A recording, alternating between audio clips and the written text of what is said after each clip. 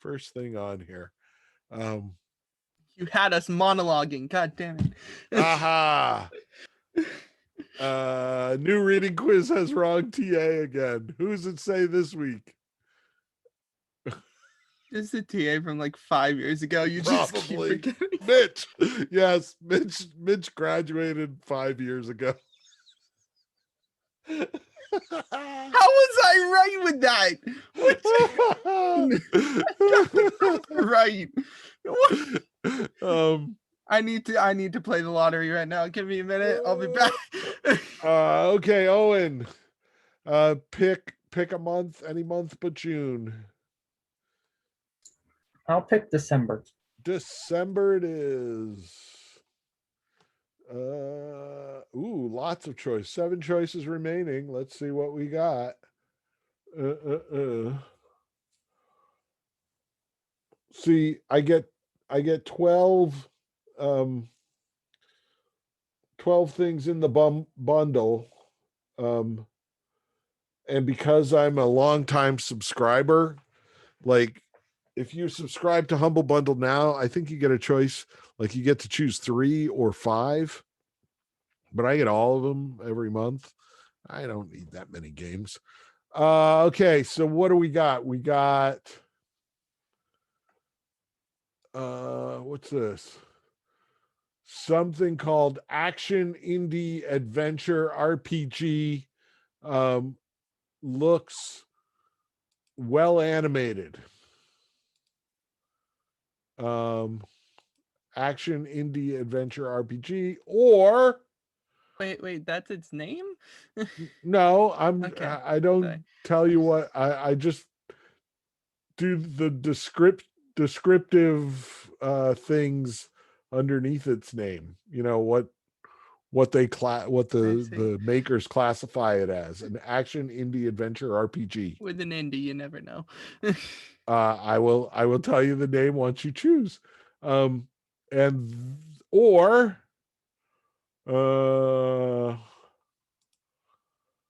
something very different, something weird looking, classified as action indie adventure. What's it going to be, Owen? I'll take the second one, the weird looking one. The weird looking one. Okay, message me privately with an email that you want me to send the code to. Okay, I got it. Copy. This is a game called send an email. Control V. Send email. This is a game called Struggling, in which, it's a co-op game. You have to play it with a friend. Sorry, I didn't see that part. Inventive co-op will test the firmest of friendships. Grab a partner and work together by controlling one arm each of a hideous monster.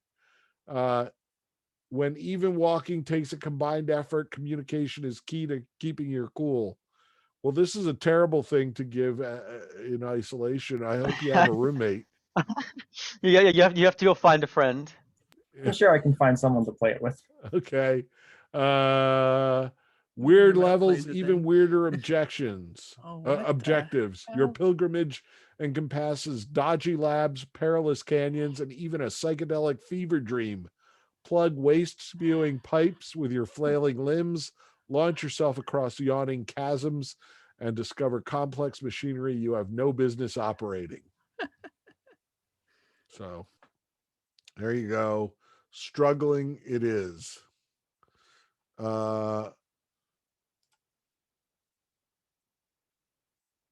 Okay, so I'm done giving away. Get rid of that. Oh, I just remembered something I forgot to do at 3:00.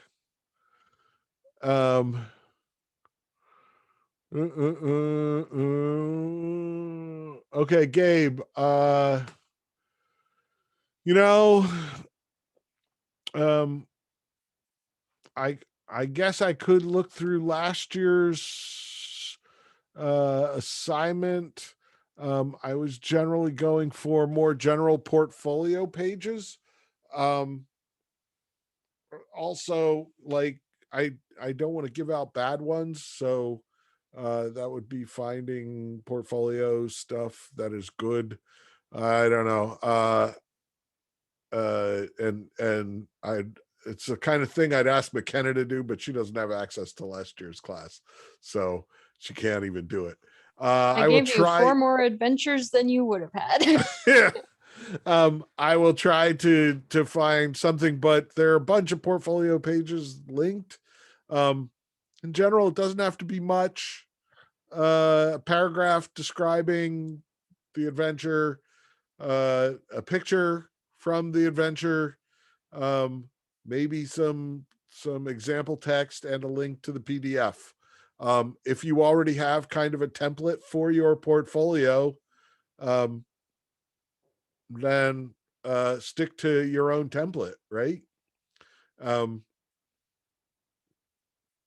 so here's the thing, and this is what I hear all the time. Uh, I got through 4 years of a game development program, and when I got out, I had a crappy portfolio. And my question is, well, um, who made the portfolio?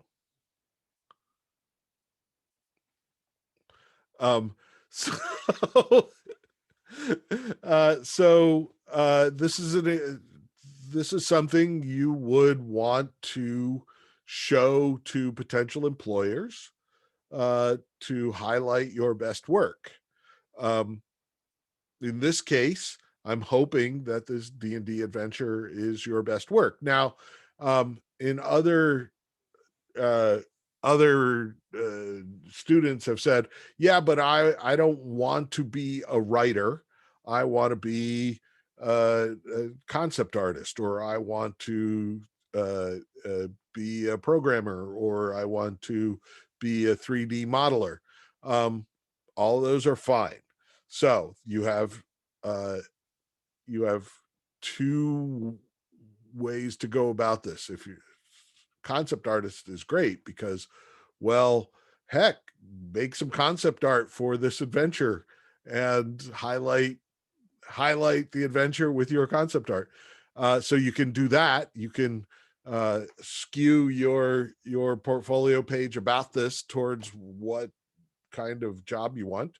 Um, or you can say, okay, this is probably not going to end up in my final portfolio because my portfolio is for a 3D modeler and I don't have the will or the time to make a 3D model based on something in this adventure. So I'm going to do the best I can for this assignment and keep it private and not make it part of my portfolio. McKenna says my portfolio has, among other writing samples, 2 of my D&D backstories. So yeah. If I'm one you're of those people that the DMs either love or fear or hate because I write like 10-page backstories. So I kind of love that because I keep hooking back into it as I'm DMing. So at the same time, like a lot of times it seems like the people who write those backstories then forget them as they're playing and just go generic. And I'm like, well, what about that time you were scared by the dog? Would it be acceptable to make a private page on a portfolio website I already have? Absolutely. That's fine. That was the other thing, is if a D&D adventure is not what you want your portfolio to show, make it a private page. But this is a way to polish your portfolio making skills. And one of the things that we strive to do is keep in every class, you come out with one portfolio thing, so that at the end of 4 years, you have 48 classes, right? Now, not all of them are IMGD classes, but say 15 of those are IMGD classes. Then you have 15 possible portfolio pieces, right? So that way you get to pick the best. Is it okay to make a generic web page about the adventure if you don't have an actual portfolio? I'm not an IMGD major, so I don't have one. Yes, it is. Absolutely. This is part of our overall IMGD initiative to provide IMGD students with portfolios. If you're not an IMGD student, make a page that and I can't stress enough, if you're not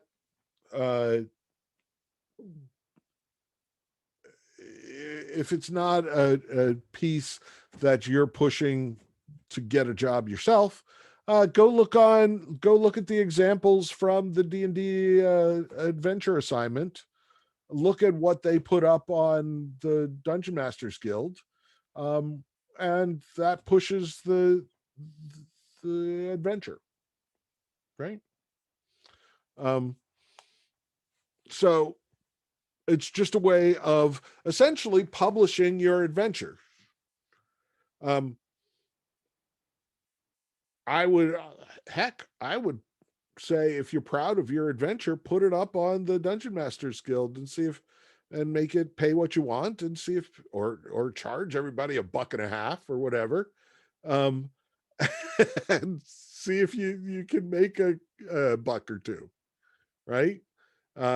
There are plenty of adventures up on that site that are the size that I have asked you to make. So, and they charge $3 a pop for them. I have done all of the 3 p.m. Hero's Journey stories. I have not done the 4 p.m. Hero's Journey stories, but McKenna has done hers. So half of you have them. Yes. Half of them are done. What was great was I did my half of the 3 p.m. and Varun hadn't done his. And he still makes fun of me for not returning papers in a timely manner from the grad class he took with me 2 years ago. So I was like, Varun, hey, how's that grading going? Because now that you're on the other side of it, it seems to be taking a while. I wouldn't want any students to like just kind of moan about how long it takes to get grades back. You're never gonna let him live that down. No, he had them. He had been I making wouldn't them either. separately, and he sent me like a Word doc with all he had downloaded all the papers and made comments on them. And I was like, I'm not going to read all this. Put them up, and if you get complaints, send them to me. You're supposed to make my life easier. What are you doing? So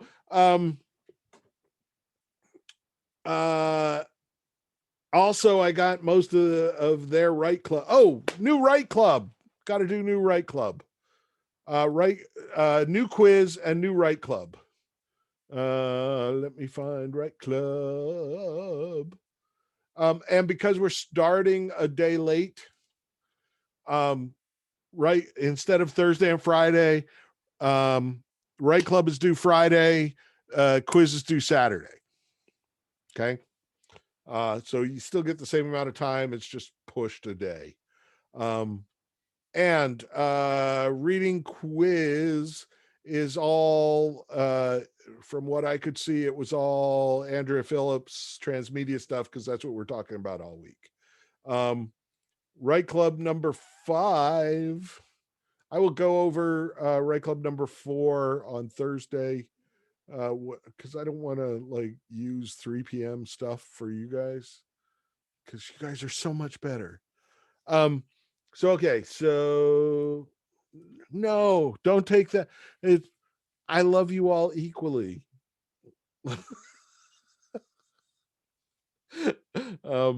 Okay, so let's share screen. New Right Club. Name a place for a hard-boiled detective game. So this is a place. So this is the other thing you always have to do is I mean, basically all Right Clubs are basically exercises in naming things. So the place can be a bar or any other kind of business, a street, a city, a state, country, a river, a room, the gauntlet. I don't know. Although that's not very noir. So the example I have is Crime Alley, which is an actual name used in Batman. So why would anyone ever walk into Crime Alley? It was the fastest way back, even though they should have had a personalized vehicle or could have called the cab because they were the richest people in the entire city. It's so dumb. It's so dumb. And why is Crime Alley right next to the Opera House? Why was it also apparently right next to freaking Wayne Estate in half of them? Like, because he falls into what is later the Batcave.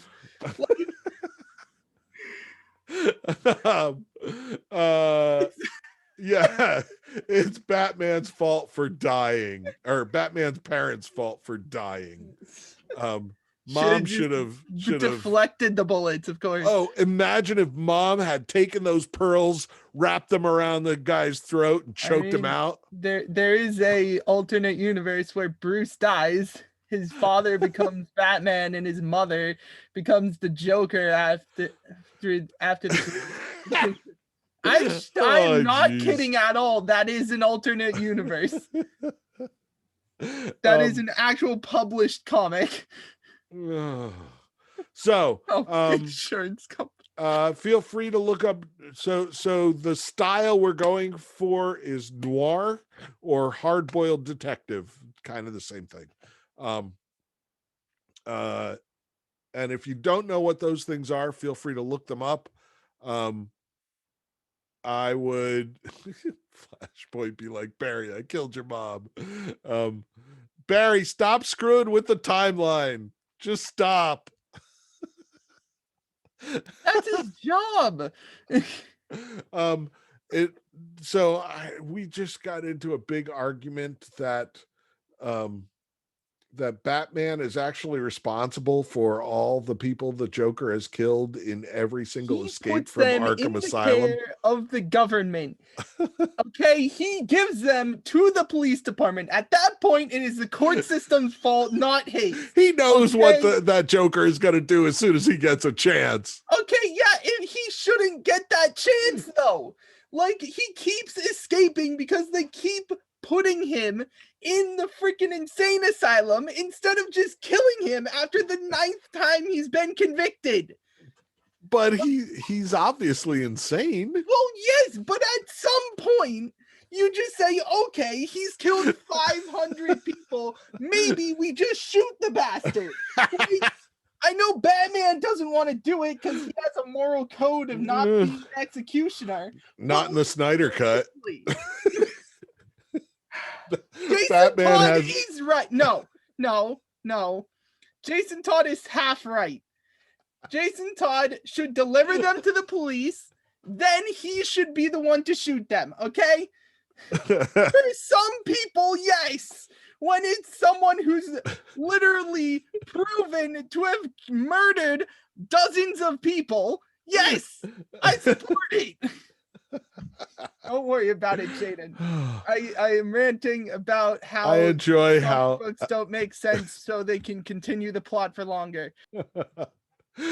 Okay, so I love working you up. So as usual, you get 3 chances. Shorter is usually better, although this is a name, so it's not like something we're going to have to hear over and over again. That's what I got a lot of in the Disney one. Just things that are too long. Like essentially, if you say it out loud, it just takes too long to say. Somebody used Mary Poppins, and that's supercalifragilisticexpialidocious, and I'm like, you're never going to get to the end of that clip. You just you know, that's super, that's super, that's super, that's super, right? So but there's comic book discussion going on, and feel free to explain it. I noticed a lot of you seem to like avoid explaining things because I'm not I'm obviously discouraging you from explaining things, but some of them need explanations. Some of them I have read and just been like, I don't get it. I don't know who this is. I don't know who this is supposed to be. Maybe this is like a deep pull from Oliver and Company or something, and I just don't get the quote. So maybe you should have put the character name and a little bit of explanation. So if you need to explain it, explain it. But maybe if you know, what I always do is I write 10 and then pick my best 3. And usually my best 3 are the ones that don't need as much explanation. Just saying. But I certainly am not going to take off if you give me a sentence explaining what you're talking about, because in all of these things they'll have visuals, right? So if I'm in an RTS with Disney characters, I'm gonna see that I've got 5 Goofies lined up, and when I click on it, I know I'm clicking on a Goofy. So when he says "Gosh, Mr. Mickey," or "Let's go gorsh them," I don't know. That's terrible. That's so good. Let's go gorsh them. Then I understand that it's Goofy, and that's something he says because I can see that it's Goofy. So sometimes, you got to fill in for the visuals that we don't have. Okay. Stretchy stretch. Next, I have another assignment for you. And this is not for credit. This is just so we can talk on Friday. I have a little ARG, a little kind of clue trail. It's called The Missing Locksmith. It is free. Woman made it for Easter last year. I have put up a channel in the Discord if you want to talk with each other about how to solve it. You can solve it together. Feel free to discuss the puzzles, and if you get stuck, ask for help. It's not very long. Most everybody can do it in an evening. I'm I'm currently playing these curious correspondence where every month they send me an envelope that is basically full of puzzles that I have to solve, and my wife and I solve them in an evening. And it says it's great for families, 12 and up, and they were pushing it hard, like, you're in lockdown and your kids are driving you nuts, get this, and you can solve puzzles together as a family. And it's usually, they say, an hour to 90 minutes of puzzle solving fun, right? We've now done 4 or 5 of them, and not one came in under 3 hours for the 2 of us. And and some of them were darn hard. I mean, hard. Like, what are you thinking? Where they have hints online, and we worked with the hints, but whoo, and afterwards I'm like, if we had a 12-year-old that we were this, I can't imagine a 12-year-old working through this like we just did. This was brutal. So the locksmith is not nearly that brutal. So okay, locksmith ARG, and it is kind of a download and printed out on pieces of paper, but you can play it on a screen and write on pieces of paper if you want. It's fine. So check that out. Those are the assignments for the week. Quiz is up. And again, it's all transmedia stuff, because this is when we get to transmedia stuff. So it's 4:30. Okay. The other big thing I wanted to talk about is what we are doing Thursday. Let's stop the share there. Oh, Carrie does the curious correspondence thing too. We just did the one in the desert, and we have to, or actually, we were in a hot air balloon and we landed in the desert, and now we have to cross the desert, I think.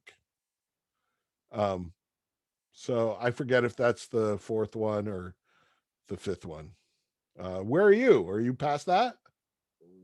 No, my mom just signed me up for it, just as like a fun thing to do, while stuck in the dorm. Yes. So I think I'm on the first one. I think it's the custodian's keys or something. Yeah, the custodian's keys. So, interesting thing about that, they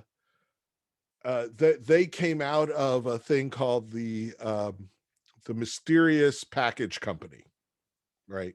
Of which mysterious packages are expensive. The least I've paid for a mysterious package is $60, and the most is $250. And that the $250 one was 4 different mailings over the course of like 3 months or something like that. So what was it? Oh, so they also did a quarterly thing called Curios and Conundrums, which were these boxes of puzzles and stuff. And one of the things that it's clear that Mysterious Package has is a paper crafter, right? So actually, the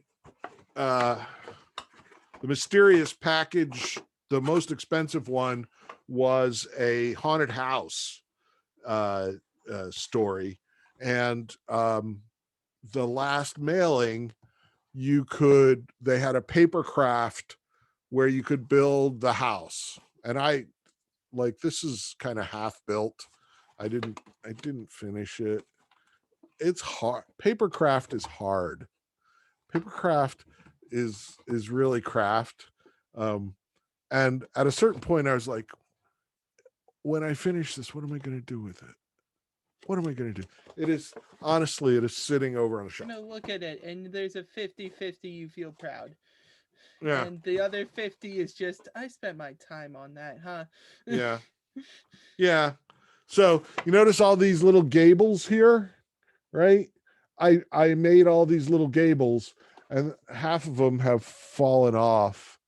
I can't, you can't quite see it, but there's little gray bits where there should be gables.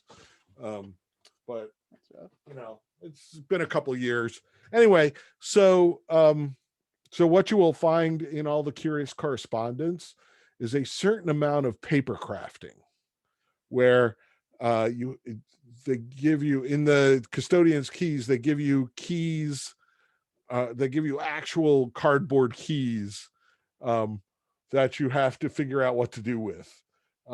And it's a cool puzzle. Like when I figured it out, I was like, that is really cool. Exactly. You've got a ring of keys. And they matter. Like, that's not just tchotchkes for show. They are integral to a puzzle. And as they go on, those paper crafting things get more and more difficult. And the last one, we had to make this machine out of paper. And I actually, I can show you. Oh, let me close that. Photos, because I took pictures of it. Wait, is this for the custodian's keys one? No, not at all. Okay, this is I was much gonna say later. I'm gonna tune out if not, if it is. Okay. And it doesn't really give anything away, because I will show you. Let me share this screen. Share screen, share. So we built this, right? And there's instructions down here on how to build it, right? And you have to look through it to see a particular thing. And I was really proud of having built this thing, given the instructions: attach lens B to drum B, and, you know, blah, blah. Everything about this is wrong. And I'm not going to tell you how it's wrong, but with this contraption, as I built it, you cannot find the answer to the puzzle. It is impossible. And I rebuilt this thing 4 times over the course of an afternoon. Each time my wife getting more and more impatient with me. I even, like, I looked up the solution, and because I got so frustrated with, well, how the hell does this thing go together? And I put it together by the solution and looked through it, and I had the solution in front of me, and all I want to do is say, yes, I can see that, and I understand how I got that solution. Could not get the solution. Your mileage may vary. I am obviously not smarter than a 12-year-old, because they say a 12-year-old can do this all in an hour and a half. So made me crazy. And right now we're 3 behind. I have 3 envelopes sitting on a table. And just this weekend, I was like, honey, do you still want to do those? Because I can do them alone. And she's like, no, I still want to do them. And you just never ask me anymore. You know, I'm like, okay. And then the next night, I'm like, so do you want to do one? And she's like, no, not tonight. So we'll try again some other time. I don't know. I'll get back to it. So anyway, so Thursday, very important day, because we are going to be taking on jobs for the ARGs. And I just want to go over the possibilities and what what we're talking about. Also, what I do for the ARGs, I give each ARG a unique seed, essentially. So I find a mysterious thing that is real in the world. Well, it may not be real, but it exists, right? So, like, it may be ghosts haunting a particular house or something. And depending on whether you believe in ghosts or not, you could say, well, that's not real. Okay, that's fine. So I will give you a seed and some jobs, or you will tell me what jobs you want, and I will try and accommodate everyone. And then we'll start making an ARG. And over the course of the next couple of weeks, I will try and help you with the structure of your ARG. B, try to tell you about potential pitfalls. So I've already talked about don't get Dean fired. This is somebody else asked me during office hours, hey, this ARG stuff sounds an awful lot like that QAnon stuff. Aren't you worried about, like, it's dangerous and stuff? And I'm like, yeah, but we do ARGs and we make it clear that they're fiction. And it's really the difference between a psychic and a magician, right? A magician says, I'm going to do tricks, and they are tricks. I am going to lie to you and show you cool things that can't possibly happen, and yet I am going to make them happen, and it's all through illusion and tricks, right? And a psychic says, I am going to read your mind for real, right? Well, or tell you your future for real. And there are mentalist magicians who can read your mind, and they say, I am going to tell you. They can do all the things that psychics can do, and just straight up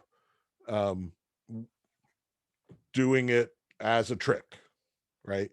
Also, like an actor, they're lying to you and pretending to be someone else, but you have a somewhat of a mutual agreement that nothing you see on stage is really happening. Exactly.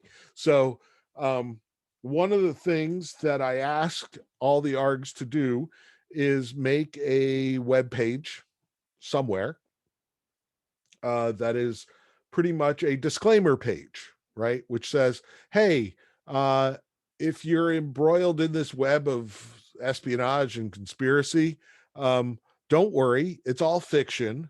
It's not real. We're telling a story. And there are no ghosts. There are no demons. There isn't a cult. So Unless what? unless Unless dot. yes, exactly. If we shadows have offended, think but this and all is mended. There's also the great what's his face did War of the Worlds in 1933, Orson Welles, and caused a panic in New Jersey because they thought Martians were invading for real, and actually came on at the end. And some years I play it. He came on and said, "It's just the boogeyman. It's Halloween. We're telling a story. Don't worry, there aren't real Martians." So you have to make a disclaimer page, and that disclaimer page has to have some contact information so that if people are really worried, they can get an actual real person to talk to them. And that person will say, no, your son is not involved in a devil cult. We're just doing a story about ancient Egyptians opening a gateway to another dimension, which doesn't exist either. So uh, uh, so there were a whole bunch of articles around QAnon saying that they were using the principles of ARGs. And my reaction to that was, well, but ARGs use the methods of conspiracy theories and conspiracy theorists to tell stories. So it's basically circular. We say, oh, look at all these like conspiracy theories. Let's use that to tell a story that will have a beginning and a middle and an end. And then a conspiracy theory says, hey, look at these games who manipulate people into doing all these weird things. Let's do an actual conspiracy theory about that. Right. So I am not Q. Just wanted to let y'all know that. Yes. I am not a non either. Okay. So over the years, I have come up with an organizational chart, more or less, and I want to share it with you. Share. Share. Okay. Oop, we got things going on in the chat. Oh no, you have reasons, Eli. It's going to be so much fun from here on out. So this is my very simple chart, patented, and it has changed over the years, but basically we have 5 roles. We have producers. These are the people who make sure that the project comes in to spec and on time. And there's a definite date when we have to start and a date when we have to end. In fact, I can tell you we are starting on Wednesday, May 5th by 5 p.m. and we are ending by Monday, May 10th at 7 p.m. Right?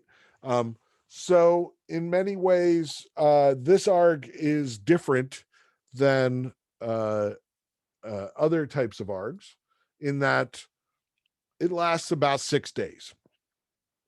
And most ARGs that are out there in the world last weeks or months, sometimes years, mostly because they put things out there, and if no one picks them up, they just sit there and wait for somebody to figure them out.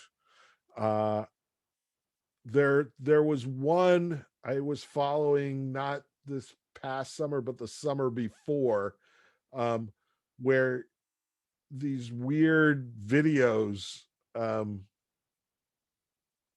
that implied that there had been a rash of kidnappings, and that this maybe the kidnappers had killed these people, maybe not, but it was definitely a horror kind of experience. And they put up these kind of freaky videos on YouTube, and nothing happened. They stopped putting them up. And then 3 years later, this other video blogger got interested, mostly because he figured out where the videos had been taken. Somehow they were in Texas somewhere, and he decided to go to Texas and film in all the places that the original kind of kidnapping videos had been filmed. And they had like freaky dolls and weird things, and then the videos started up in response to this guy, and they finally, I don't know, they told a whole story. it was a long thing where they were all summer going back and forth about he would get messages, and so it was kind of him playing with the makers, but there was a 3-year gap is my point. So in time and on spec. And you notice I have 5. So I have producers, writers, artists, gameplay designers, and tech. Some of those are self-explanatory, but I'll go into them because they're not really. And then I have leads, sidekick, mentor, goddess, and villain. So 4 character types. Notice I don't have a hero. Why don't I have a hero? Is that not what the lead is? Nope. The lead is the person who's in charge of that group. The player is the hero. The player is the hero. Thank you very much. The player may be, and every day you may have a different hero. And the interesting part of letting go, much like D&D, is that you cannot control what your hero does. You can point them in a particular direction, but you are making a framework for them to explore rather than a road for them to walk down. Okay, so, and I'm out of time, but I'm going to keep going anyway. So with producers, what I found over the years is that 5 producers are 3 too many. So we're going to have a lead producer. In fact, we're going to have 2 lead producers, co-leads, and no producers assigned to particular characters. Because what was happening was the lead producer was doing tons of work, and the other producers were going, I don't know, man, my team seems to be on the ball. I don't have anything to do. What should I do? Sometimes, and other times the lead producer would get crushed and say, I can't do this anymore. I got to pass my other classes. And one year we had a lead producer who ghosted on the class. And then suddenly we had a whole project who didn't have a lead, right? So we are going to have co-lead producers, 2 of them, to shepherd this whole thing, to run meetings, to determine dependencies and find where our blockages are. Dependencies are when one group is waiting on another group. So for instance, your artists are saying, I can't do anything until the gameplay designers tell me what they need. And the gameplay designers are saying, well, we have a puzzle in mind, but we need specifics about what's going to happen on Wednesday from the writers. So if only the writers could write what's going to happen on Wednesday, but the writers are busy writing a Bible, a backstory for the mentor. And so the producer comes in and says, hey, writers, maybe you can put the mentor Bible on the back burner and let the gameplay designers know what they need to know so that they can design the gameplay, and the artists can make the art for it, and we can get moving again, right? Because a whole bunch of people are waiting on you and you're doing something else. So that's what producers are for, is define dependencies. Any large project is just a series of small projects, right? So like the guy in The Martian says, we can science the shit out of this, right? So it's just a matter of saying, okay, this is a huge undertaking. What are the tiny things that we can do that incrementally will get us to where we want to go? What are the roles supposed to mean? Okay, I'll get there. So writers kind of have 2 phases, right? First is the overall story, the outline. So if we're going to tell the story of E.T. who has to go home, we know that story, right? ET meets some kids and they help him get back to his mothership while evil government people are trying to chase them around, right? So they can get together, all 5 of them in a writer's room, and figure out how it's going to break down over the 6 days, what's going to happen each day, who people are going to have available to talk to and stuff. But here's the other thing. Each of these writers is going to be responsible for one character, right? So the sidekick is kind of the person who helps the players along and gives hints and says, hey, maybe we should look over here. The mentor teaches them skills that they might need. So, hey, that looks like an Enigma cipher. Have you looked into Enigma ciphers? Boy, when I was a World War II soldier, I learned how to do Enigma ciphers, right? But here's the thing. Everybody, including you, including I, we have what are called digital footprints. This is what we look like on the internet. So basically, if I have a Twitter account, you can look up everything I've ever tweeted, right? And get a sense of who I am. But just where I have things, like if I have a Tumblr, that tells you something about me, right? If I've been posting on live journals since 1997, that tells you something about me, right? So these writers are assigned a character each, and they have to make that character come alive. What if the goddess has a website where she sells honey? What does that website look like, right? And what does she write there? If the villain has been keeping a blog about red wine for 5 years, somebody's got to either find 5 years worth of posts about red wine or write them, right? So by giving a writer each a character, we make those writers responsible for that character. Also, these are suggestions. These are how things have worked well in the past.